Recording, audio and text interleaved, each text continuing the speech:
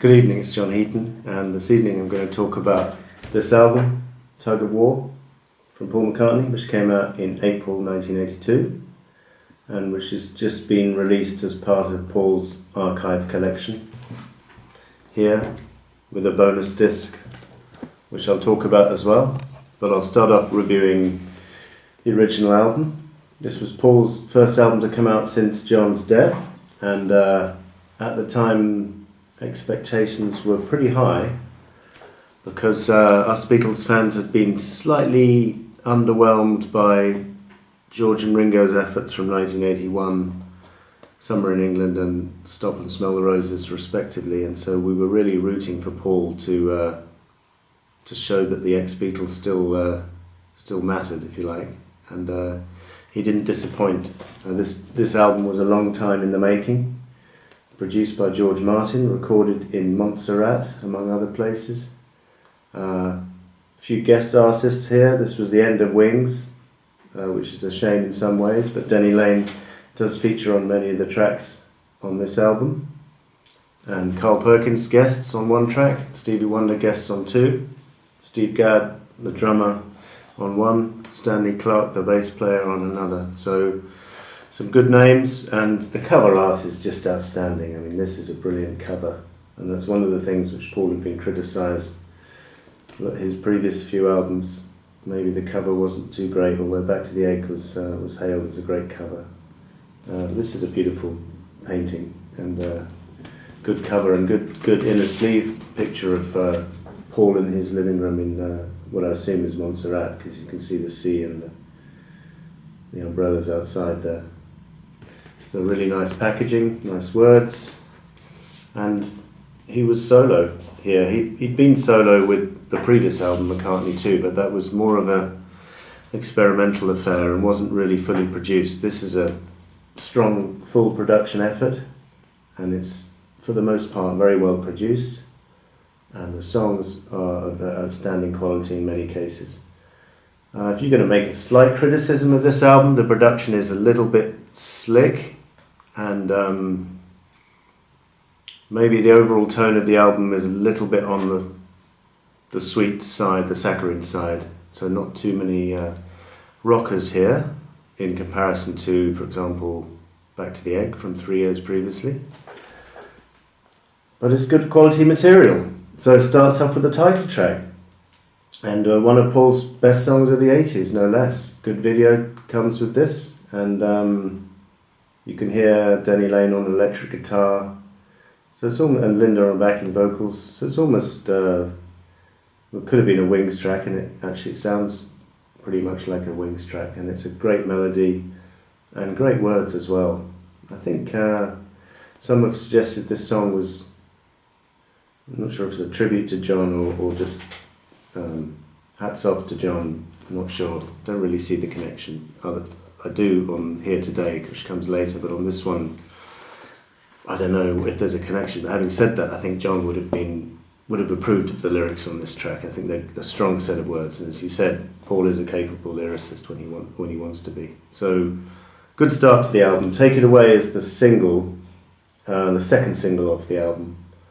And it starts off brilliantly with Paul's bass and Ringo and Stevie Gadd on drums, and very amusing start to the video, and then George Martin comes in on the piano. I have to say, after the first minute and a half, this song kind of starts to drag, and it's not my favourite on the album. As I said, the production is, on this one, I think is a bit slick. You know, the horns. Don't much care for the video as well, the second half of the video. It's not my favourite track, and didn't do too well as a single either. It's not bad. Somebody Who Cares is next, and strangely Paul has used a guest bass player, Stanley Clarke, although he would normally obviously assume all the bass duties. But this is a beautiful song, and a really nice Spanish guitar solo from Paul in the middle. What's That You're Doing is next, the first duet with Stevie Wonder, and I liked it at the time, and then for years I thought it wasn't so good, and then I listened to the remastered version, the new CD, and I don't know what they've done to it, but it really jumps out at you from the speakers. It's excellent. you've got to play this one loud, and it's pretty funky. I like it. Maybe it goes on a bit long, but it's good stuff. And then Here Today closes side one with very moving tribute to John Lennon from Paul. Very moving words, and you know, I don't know what to say. Paul does this in concert to this day, and it's very moving for him to do, and it's very moving for the fans. And very heartwarming to see one Beatle pay tribute to another in such a heartfelt way, especially after all the bickering in the 70s and stuff. So, of course, I'd rather have it the other way, that John hadn't died, but anyway. Ballroom Dancing opens side 2, and is a great up-tempo, closest we come to a rocker on the album, I guess. Pounding piano. Paul plays drums on this track, but interestingly on the reissue, Ringo was also credited with drums, so I'm not sure what happened there. But it's a good track, and I get another one to play loud. The Pound is Sinking. This wasn't my favourite at the time. Again, the whole of the reissue sound is excellent. I recommend this release. I don't know if you guys can afford the box set. I think the deluxe box sets are a little bit overpriced, but this double CD is good value, and the production is excellent. The Pound is Sinking. It's not bad. It's 2 songs put together. Hear Me Lover and The Pound is Sinking. Not bad. And you know, memories of all the times when we had all those different currencies in Europe, like the lira and the Deutschmark, going back a bit. Wanderlust. This song is written about the experience of recording in the Virgin Islands for the London Town album, when the boat they were on got raided because they thought that the band was smoking pot, and this is a kind of wry comment about that experience, and you know, lines like Captain says there'll be a bust, and what petty crime was I found guilty of, and stuff like that. And it's a beautiful tune, and it's very simple in the best tradition of great songs, and it's up there with Paul's best ballads. It really is brilliant. Next we have Get It, which is a duet with Carl Perkins, which is good, pleasant, uplifting song. Maybe as a song it's not much, but it's nicely done,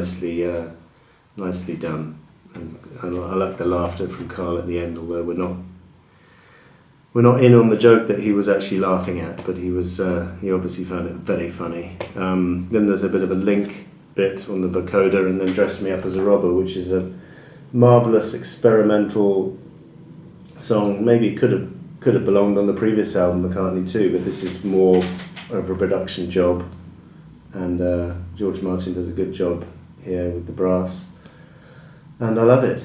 And Ebony and Ivory finishes the album, and you know, at this stage I didn't mind at all Paul doing a duet with Stevie Wonder. I think it was a great idea, and it's a good song and a great video.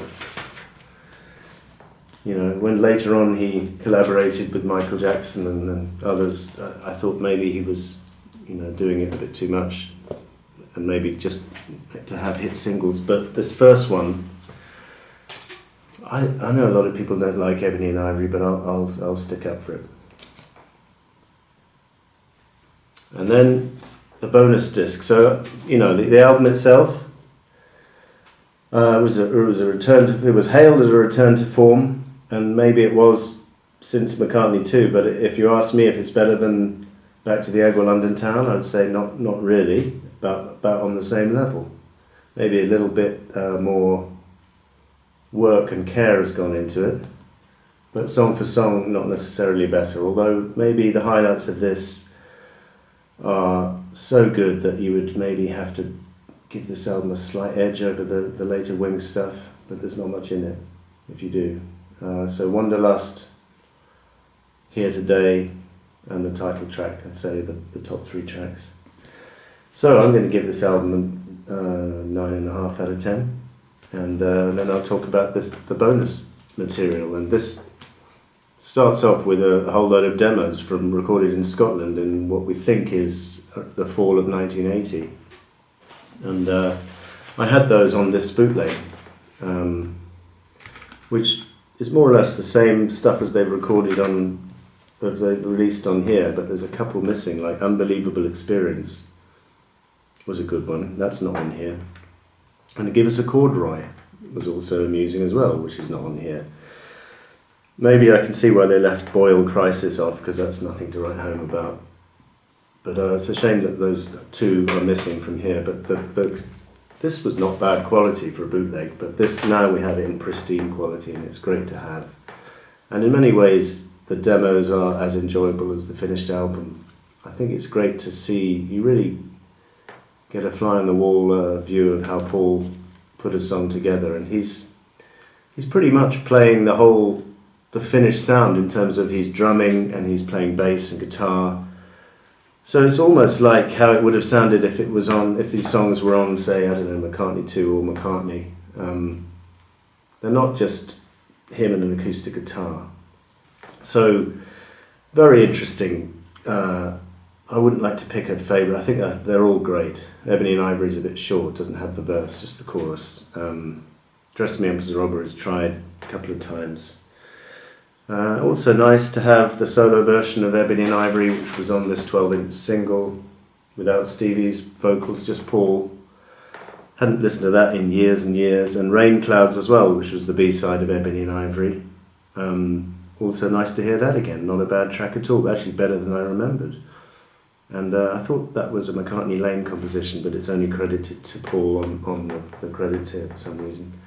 And then I'll Give You a Ring wraps up the album nicely, which was the B-side of Take It Away, and is just a little lost gem of a B-side.